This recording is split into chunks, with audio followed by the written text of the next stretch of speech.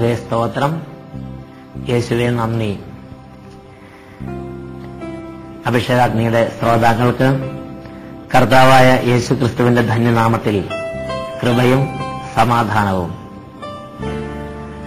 ഇന്ന് ലോകമെമ്പാടും ഓശാന ഞായറാഴ്ച ആചരിക്കുകയാണ്.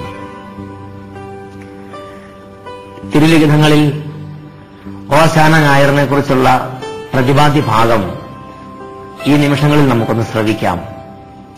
ലൂക്കായുടെ സുവിശേഷം 19 അധ്യായം 37 മുതൽ 40 വരെയുള്ള വാക്യങ്ങൾ.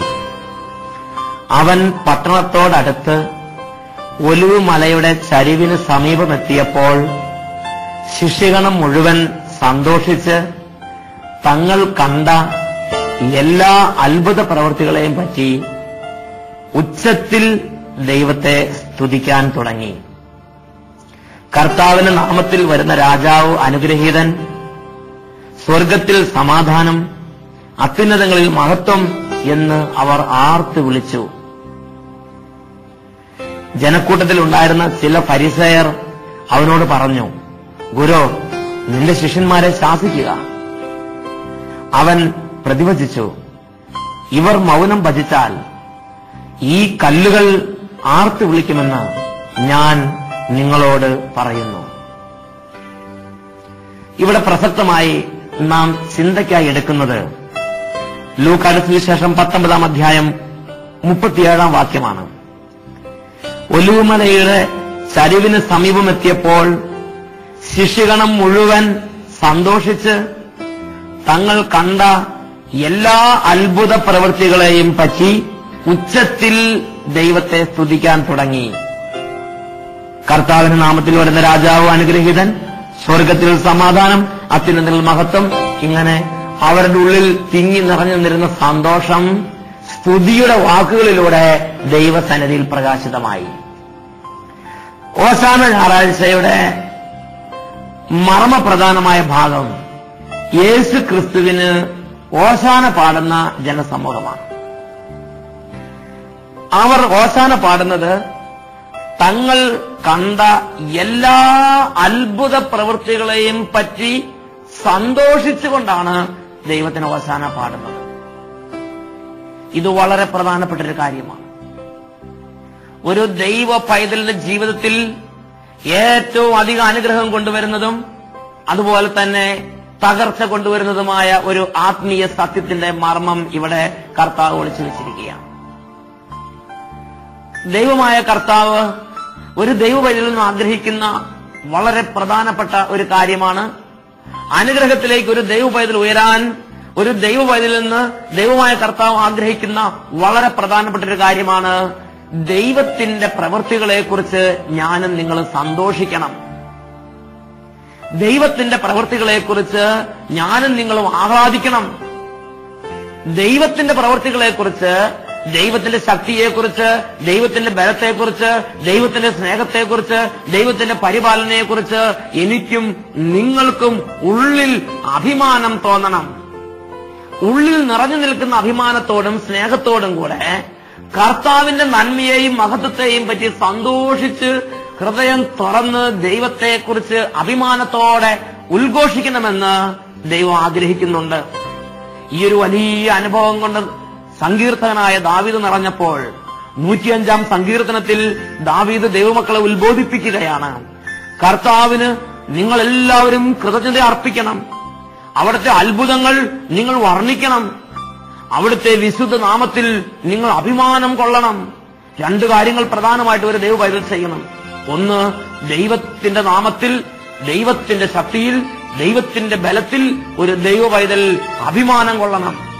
ദൈവത്തെക്കുറിച്ച് അഭിമാനം വേണം. ദൈവത്തെക്കുറിച്ച് ബലം കൊള്ളണം. ദൈവത്തെക്കുറിച്ച് ഉള്ളിൽ നിറഞ്ഞ അഭിമാനത്തോടെ സംസാരിക്കാൻ നമുക്ക് കഴിയണം. എന്റെ ദൈവത്തെക്കുറിച്ച് എനിക്ക് അഭിമാനമുണ്ടെന്ന് പറയാൻ പറ്റണം. എന്റെ ദൈവത്തെക്കുറിച്ച് ഞാൻ അഭിമാനം കൊള്ളണം. എന്റെ ദൈവത്തെക്കുറിച്ച് എനിക്ക് സന്തോഷം ഉണ്ടാകണം. രണ്ടാമത്, എന്റെ ദൈവത്തിന്റെ അത്ഭുത പ്രവർത്തികളെ ഞാൻ വർണ്ണിക്കണം. 1-2 വാക്കുകളിൽ ആർക്കും ഇംപ്രഷൻ തോന്നാത്ത വിധം എങ്ങനെയെങ്കിലും പറഞ്ഞാൽ പോരാ. എന്റെ ദൈവത്തിന്റെ അത്ഭുതങ്ങളെപ്പറ്റി, എന്റെ ദൈവത്തിന്റെ അത്ഭുത ശക്തിയെപ്പറ്റി, എന്റെ ദൈവത്തിന്റെ അനന്ത സ്നേഹത്തെപ്പറ്റി, എന്റെ ദൈവത്തിന്റെ അത്ഭുതകരമായ പരിപാലനയെപ്പറ്റി ഞാൻ എന്റെ ദൈവത്തിന്റെ അത്ഭുതങ്ങളെ വർണ്ണിച്ച് വർണ്ണിച്ച് വർണ്ണിച്ച് വർണ്ണിച്ച് വർണ്ണിച്ച് പറയണമെന്ന് ദൈവത്തിന്റെ പരിശുദ്ധാത്മാവിലൂടെ ദൈവം നമ്മോട് ആവശ്യപ്പെടുകയാണ്.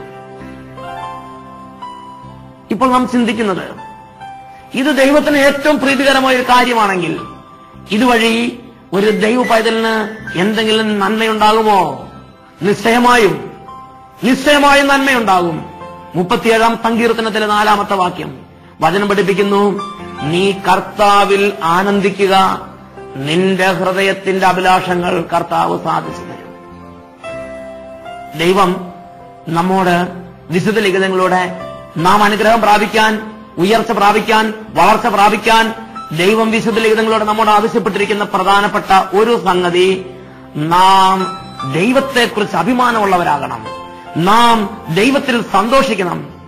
നിങ്ങൾ നിങ്ങളുടെ കർത്താവിൽ സന്തോഷിക്കണം. അപ്പോൾ നിങ്ങളുടെ ഹൃദയത്തിന്റെ അഭിലാഷങ്ങൾ അവിടുന്ന് സാധിച്ചു തരും. ഹൃദയത്തിന്റെ അഭിലാഷങ്ങൾ അവിടുന്ന് സാധിച്ചു തരും. കർത്താവിൽ ആനന്ദിക്കുക, അവിടുന്ന് നിന്റെ ഹൃദയത്തിന്റെ ആഗ്രഹങ്ങൾ സാധിച്ചു തരും. അതാണ് 127-ാം സങ്കീർത്തനത്തിൽ നാം വായിക്കുന്നത്. തന്റെ പ്രിയപ്പെട്ടവർ ഉറങ്ങുമ്പോഴും കർത്താവ് അവർക്ക് വേണ്ടത് നൽകുന്നു. ദൈവത്തിന്റെ പ്രവൃത്തികളെ സന്തോഷിക്കണം. ദൈവത്തിന്റെ പ്രവൃത്തികളെ കുറിച്ച് അഭിമാനം കൊള്ളണം.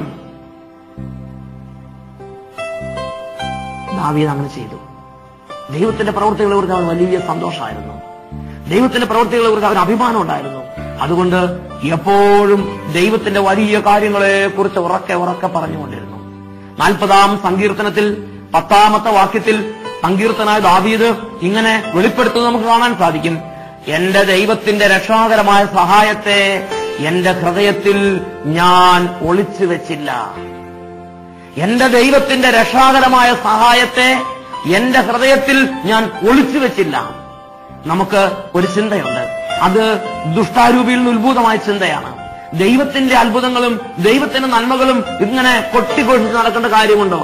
അവനോനുള്ള ഭക്തിയും അവനോനുള്ള സ്നേഹവും അവനവന്റെ ഹൃദയത്തിൽ സൂക്ഷിച്ചാൽ പോരാ എന്നാണ് ദൈവത്തിന്റെ പരിശുദ്ധാത്മാവ് പഠിപ്പിക്കുന്നത്. എന്റെ ദൈവത്തിന്റെ രക്ഷാകരമായ സഹായത്തെ, എന്റെ ദൈവത്തിന്റെ രക്ഷാകരമായ സ്നേഹത്തെ, എന്റെ ദൈവത്തിന്റെ ശക്തിയെ, എന്റെ ദൈവത്തിന്റെ നന്മയെ എന്റെ ഹൃദയത്തിൽ ഞാൻ ഒളിച്ചു വെച്ചില്ല. ഞാനത് മഹാസഭയിൽ വിളിച്ചു പറഞ്ഞു. എന്റെ ദൈവത്തിന്റെ നന്മയെക്കുറിച്ച് പറഞ്ഞപ്പോൾ, എന്റെ ദൈവത്തിന്റെ സ്നേഹത്തെക്കുറിച്ച് പറഞ്ഞപ്പോൾ, എന്റെ ദൈവത്തിന്റെ ശക്തിയെക്കുറിച്ച് പറഞ്ഞപ്പോൾ, എന്റെ ദൈവത്തിന്റെ അത്ഭുതങ്ങളെക്കുറിച്ച് പറഞ്ഞപ്പോൾ എന്റെ അധരങ്ങളെ ഞാൻ അടക്കി നിർത്തിയില്ല. ഞാൻ മഹാസഭയിൽ വിമോചനത്തിന്റെ സദ്വാർത്തയെ വിളിച്ചു പറഞ്ഞു. അങ്ങനെ ദാവീദ് ചെയ്തപ്പോൾ ദാവീദിന് എന്ത് നന്മയാണ് ദൈവം തിരികെ നൽകിയത്? സാമുവേൽ പ്രവാചകൻ 2-ാം പുസ്തകത്തിൽ 8-ാമത്തെ അധ്യായത്തിൽ 6-ാമത്തെ വാക്യം, 2 സാമുവേൽ 8:6 വചനം പഠിപ്പിക്കുന്നു, അവൻ പോയിടത്തെല്ലാം കർത്താവ് അവന് വിജയം നൽകിക്കൊണ്ടേയിരുന്നു. അവൻ പോയിടത്തെല്ലാം കർത്താവ് അവന് വിജയം നൽകിക്കൊണ്ടേയിരുന്നു. 89-ാം സങ്കീർത്തനത്തിൽ ദൈവം പഠിപ്പിക്കുകയാണ്, അവന്റെ അധികാരം നദികളുടെ മേലും സമുദ്രത്തിന്റെ മേലും അവിടുന്ന് വർദ്ധിപ്പിച്ചു കൊടുത്തു. അവന്റെ അധികാരം സമുദ്രത്തിന്റെ മേലും നദികളുടെ മേലും അവിടുന്ന് വർദ്ധിപ്പിച്ചു. അവിടുന്ന് അവന്റെ അതിർത്തികൾ വിസ്തൃതമാക്കി. 89-ാം സങ്കീർത്തനത്തിൽ ദൈവത്തിന് പ്രീതി നിറഞ്ഞ സ്തുതിപ്പിന്റെ ജീവിതം നയിച്ചിരുന്ന ദാവീദിനെ കുറിച്ച് പറയുന്ന പ്രകാരമാണ്, അവൻ എവിടെ ചെന്നോ അവിടെയെല്ലാം ദൈവത്തിന്റെ കരം അവന്റെ കൂടെ ഉണ്ടായിരുന്നു. 89:21 എന്റെ കൈ എന്നും അവനോട് കൂടെയുണ്ട്, എന്റെ ഭുജം അവന് ശക്തി നൽകിക്കൊണ്ടേയിരിക്കും. അവൻ ഒരു കാര്യം ആഗ്രഹിച്ചാൽ നടപ്പാക്കാൻ തക്കവിധം എന്റെ ഭുജം എന്നും അവന് ശക്തി കൊടുത്തുകൊണ്ടേയിരിക്കും.